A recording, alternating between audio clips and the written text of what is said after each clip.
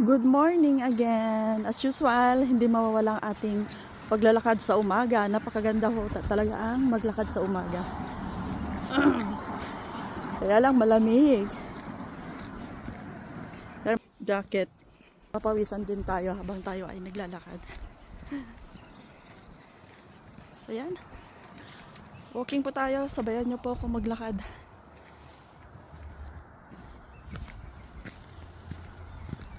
Walking.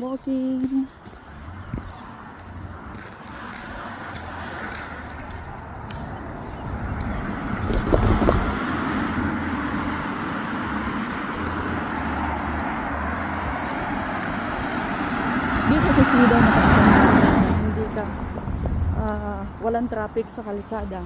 So, malaya kang maglakad. Wala kang iiwasan. Saka, nakahiwalay yung biking, maglakad. Hindi katulad sa Pilipinas talagang buhol-buholan traffic. Dito po ayan.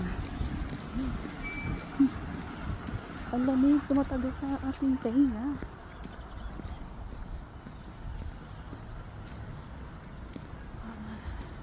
Gaganda ng mga puno, di ba? Green na green, wala kang makikita mga yellow o falling leaves na ano. Ayan. Maglalagas lang yan pag mag-iiba naman ng klima. Climate change.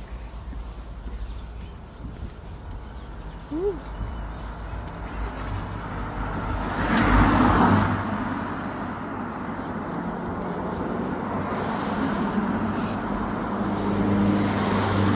Halos tulo ang tubig sa ilong ko sa sobrang lamig.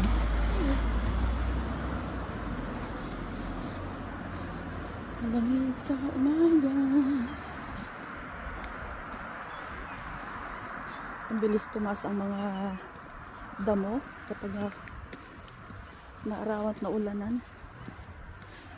Ayan, papansin mo parang mga patay yung mga puno kaya maglalabas na naman ang mga dahon yan pag summer. Ayan, may mga dahon na sila.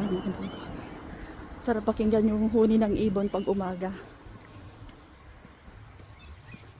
Huwag mag-alala, tulad ng mga ibon sa himpapawid.